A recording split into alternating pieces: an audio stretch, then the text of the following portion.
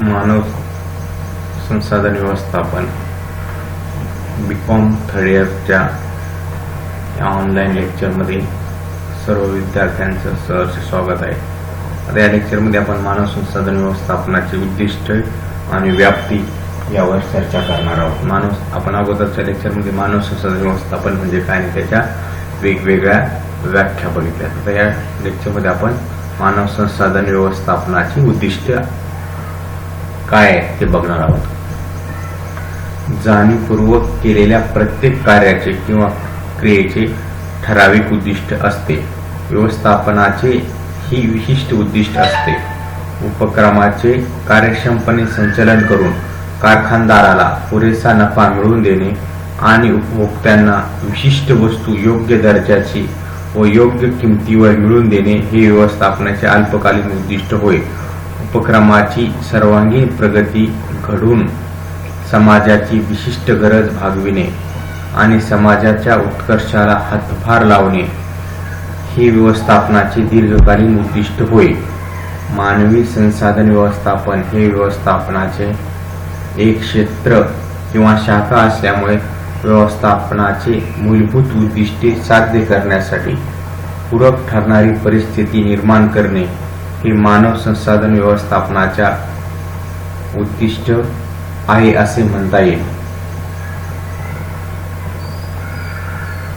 Scott क्लोदियर व Springer ह्या ग्रंथकाराच्या मते संघटनेचे घटक म्हणून काम करणाऱ्या व्यक्तीचा महत्तम विकास साधणे, सेवा योजक व कर्मचाऱ्यामध्ये तसेच कर्मचाऱ्याच्या आपापसात योग्य संबंध प्रस्थापित करणे आणि मानवी संसाधनाचा विकास करणे हे मानव संसाधन व्यवस्थापनाची उद्दिष्टे आहेत.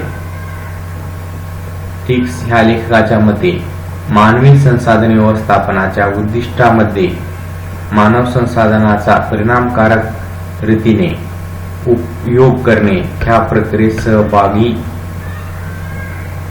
होणाऱ्या व्यक्तींमध्ये समन्वय संबंध प्रस्थापित करणे व टिकून ठेवणे आणि संघटनेच्या सभासदाचा महत्तम विकास साधणे हे उद्दिष्ट अंतर्भूत होते. यावरील विश्लेषणावरून आपल्याला असं सांगता येईल की एका विशिष्ट क्षेत्रामध्ये किंवा विशिष्ट कंपनीमध्ये कुठलेही कार्य विनाकारण केले जात नाही. कुठलं तरी उद्दिष्ट समोर ठेवून ते कार्य केले जातात. त्याप्रमाणे मानव संसाधन व्यवस्थापनाचे सुद्धा काहीतरी उद्दिष्ट आहे, त्यामुळेच ते केलं जातं. कंपनी ही काही सेवाभावी संस्था नसते. कुठल्याही परोपकारासाठी किंवा दान धर्मासाठी ती कार्य करीत नसते, तर ती नफा मिळवण्यासाठी कार्य करणारी एक व्यावसायिक संस्था असते. तर अशी ही व्यावसायिक संस्था मानव संसाधन व्यवस्थापन का करीत असेल, तर अनेक ग्रंथकारांनी आणि अनेक तज्ञांनी त्यामध्ये सांगितलेले आहे की संघटनेचा घटक म्हणून काम करणाऱ्या व्यक्तीचा महत्तम विकास साधणे, जे कर्मचारी आहेत त्यांच्या कर्मचाऱ्याचा महत्तम विकास साधणे आणि ज्या कंपनीसाठी किंवा ज्या संघटनेसाठी कर्मचारी काम करतात त्या संघटनेचा किंवा त्या कंपनीचा विकास करून घेणे हे मानव संसाधन व्यवस्थापनाचे प्रमुख उद्दिष्ट आहे. आता यामध्ये काही उद्दिष्ट सांगितलेले ते खालीलप्रमाणे: मानव संसाधनाचा योग्य प्रकारे उपयोग करणे, म्हणजे कंपनीतील किंवा कारखान्यामध्ये जे काही मानव संसाधन आहे त्याचा पूर्ण क्षमतेने उपयोग करून घेण्यासाठी मानव संसाधन व्यवस्थापन केले जातं. आपण आता बऱ्याच ठिकाणी बघतो की कर्मचारी हे पूर्ण क्षमतेने काम करीत नाही, कामाची टाळाटाळ करतात. त्यासाठी त्यांच्याकडून योग्य पद्धतीने काम करून घेण्यासाठी किंवा त्यांच्या पूर्ण क्षमतेने काम करून घेण्यासाठी मानव संसाधन व्यवस्थापन कार्य करीत असते. त्यानंतर प्रभावी संघटन रचना निर्माण करणे, उपक्रमाच्या यशस्वी संचालनासाठी उपक्रमात प्रभावी संघटन रचना निर्माण करणे, तसेच संघटनेत कार्य करणाऱ्या कर्मचाऱ्यामध्ये उभे आडवे जैतिक असे दोन्ही प्रकारचे औपचारिक आणि सुदृढ संबंध निर्माण करणे तसेच ते टिकून ठेवणे आवश्यक आहे. कर्मचाऱ्यांमधील आपापसामधील संबंध टिकून ठेवण्यासाठी मानव संसाधन व्यवस्थापन कार्य करते. कर्मचाऱ्यांमध्ये बांधिलकी निर्माण करणे म्हणजेच काय, कर्मचाऱ्यांच्या मनामध्ये कंपनीविषयी किंवा व्यवसायाविषयी एक चांगले मत तयार हो. आपली कंपनी आहे आणि आपण कंपनीचे कर्मचारी आहोत या प्रकारचा त्यामधील संबंध निर्माण करून त्यांच्याकडून जास्तीत जास्त कार्य करून घेण्यासाठी मानव संसाधन व्यवस्थापन केले जाते. त्यानंतर 4 नंबरचा मुद्दा आहे की प्रशिक्षण देणे. आता आजचा युग हे तंत्रज्ञानाचे युग आहे. दर 3 वर्षाला 5 वर्षाला तंत्रज्ञानामध्ये मोठे मोठे बदल होतात. अनेक नवीन मशिनरी येतात, ऑनलाईनचे सॉफ्टवेअर येतात किंवा ऑनलाईन कार्य होतं. तर अशा बदललेल्या परिस्थितीनुसार कर्मचाऱ्याला योग्य ते प्रशिक्षण देऊन त्यांच्यामध्ये योग्य ती पात्रता निर्माण करण्याचं काम मानव संसाधन व्यवस्थापनाच्या मार्फत केलं जातं. त्यानंतर नेक्स्ट मुद्दा आहे व्यक्तिगत हित आणि संघटनेच्या हितात समन्वय साधणे. म्हणजे कर्मचारी आणि व्यवसाय संस्थेचं हित हे एकच आहे आणि त्या दोन्हीचं हित हे काय विरुद्ध नाही. कर्मचाऱ्यांनी चांगलं काम केलं, कंपनीला चांगला नफा प्राप्त होईल आणि कंपनीला चांगला नफा प्राप्त झाला तर कर्मचाऱ्यांच्या वेतनात सुद्धा वाढ होईल, त्यांना विविध सुविधा देता येते. हे त्यांच्या मनावर बिंबवणे किंवा हे त्यांना समजून सांगण्याचं कार्य मानव संसाधन व्यवस्थापक करीत असतो. कार्याचा वाजवी मोबदला देणे. कर्मचारी जे कार्य करीत आहे ते त्यांच्या कार्याचा त्यांना वाजवी मोबदला देण्याचे कार्य मानव संसाधन व्यवस्थापन करीत असतं. परस्पर विरोधी हिताचा समन्वय साधणे. बऱ्याचशा कंपनीमध्ये मोठ्या कारखान्यामध्ये संप होतात, कर्मचारी व्यवस्थापनामध्ये मतभेद होतात. तर हे मतभेद टाळण्यासाठी आणि त्यांच्यामध्ये सुदृढ संबंध प्रस्थापित करण्यासाठी आणि कर्मचारी संपावर जाऊ नये म्हणून मानव संसाधन व्यवस्थापक कार्य करीत असतो. अनुकूल वातावरणाची निर्मिती करणे. कर्मचारी ज्या ठिकाणी काम करतात त्या ठिकाणी चांगलं वातावरण तयार करणे, स्वच्छ प्रकाश, हवा, पिण्याचे पाणी, स्वच्छतागृहाची व्यवस्था मानव संसाधन व्यवस्थापनामार्फत केली जाते. त्यामुळे आपोआपच कर्मचाऱ्याची कार्य करण्याची क्षमता वाढत असते. त्यानंतर नेक्स्ट आहे कर्मचाऱ्याचे मनोबल उंचावणे. कर्मचाऱ्यांना त्यांच्या कामाचा योग्य मोबदला दिला, त्यांना चांगल्या प्रकारचं वातावरण दिलं आणि त्यांनी अधिक चांगलं कार्य करण्यासाठी त्यांना अधिक आर्थिक प्रेरणा जर दिल्या तर आपोआपच त्यांचं मनोबल उंचावत असतं.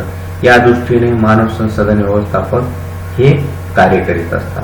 आता या ठिकाणी ह्या 9 घटकासाठी किंवा ह्या 9 उद्दिष्टासाठी मानव संसाधन व्यवस्थापन हे केलं जातं. त्यानंतर नेक्स्ट जे आहे ते मानव संसाधन व्यवस्थापनाची व्याप्ती, स्कोप. म्हणजे मानव संसाधन व्यवस्थापनाची व्याप्ती कुठे? व्याप्ती म्हणजे काय, कुठल्या विषयाची सुरुवात कुठे होते आणि त्याची समाप्ती कुठे होते हे थोडक्यात आपण या ठिकाणी बघू. मानवी संसाधनाचे व्यवस्थापन ह्या संकल्पनेची व्याप्ती मोठी आहे.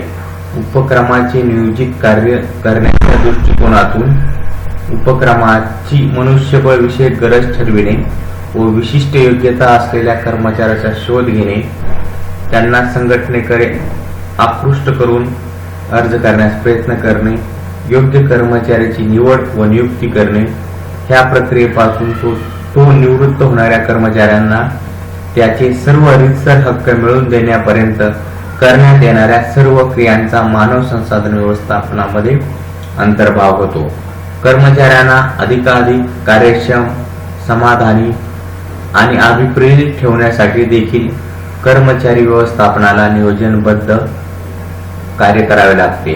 व्यवसायाचे अंतिम उद्दिष्ट साध्य करण्यासाठी ज्याप्रमाणे कर्मचारी व्यवस्थापन केले जाते त्याचप्रमाणे कर्मचाऱ्याचे कल्याण साधणे, त्यांना कार्य समाधान मिळवून देणे, त्यांना त्यांच्या सुदृढ औद्योगिक शांतता टिकवून ठेवणे इत्यादीसाठी देखील कर्मचारी व्यवस्थापनाला जागरूक राहावे लागते. यावरून व्यवस्थापनाची व्याप्ती लक्षात येते. आता खालील घटकाच्या आधारे आपल्याला आणखी मानव संसाधन व्यवस्थापनाची व्याप्ती लक्षात येईल. कर्मचारी व्यवस्थापन म्हणजे व्यवस्थापन होय. सजीवांचे व्यवस्थापन. कर्मचारी व्यवस्थापनाची व्याप्ती सर्वाधिक असते. व्यक्तिगत हित तसेच सामूहिक वर्तणुकीचा अभ्यास. कर्मचारी व्यवस्थापनाची गुंतागुंत. संख्या आणि व्यवस्थापन यांचा योग्य संबंध. व्यवस्थापन हे सर्वव्याप्त कार्य आहे. कर्मचाऱ्याच्या कार्यक्षमतेचा महत्तम उपयोग करून घेणे. कर्मचारी व्यवस्थापन हे सातत्याने चालणारे कार्य आहे. कर्मचाऱ्याकडून महत्तम सहकार्य मिळविणे. आता मानव संसाधन व्यवस्थापनाचं व्याप्ती आपण जर म्हणलं तर मानव संसाधन व्यवस्थापनाची व्याप्ती कुठून सुरू होते तर कंपनीमध्ये किंवा कारखान्यामध्ये किती कर्मचारी असण्याची आवश्यकता आहे आणि त्यांची पात्रता काय पाहिजे इथपासून मानव संसाधन व्यवस्थापनाची सुरुवात होते. मग त्या पात्रतेचे कर्मचारी आपल्या संस्थेमध्ये कसे येते त्यासाठी मग भरती निवड ही प्रक्रिया राबवली जाते. चांगले कर्मचारी आपल्या संस्थेकडे आकर्षित करणे. कुठलाही व्यवसाय हा चांगल्या कर्मचाऱ्याशिवाय यशस्वी होऊ शकत नाही. त्यामुळे मानव संसाधन व्यवस्थापन हे अत्यंत आवश्यक झालेलं आहे. चांगले कर्मचारी आपल्या संस्थेमध्ये घेणे आणि त्यांना त्या ठिकाणी टिकवून ठेवणे हे व्यवस्थापकाच्या कलेवर अवलंबून आहे.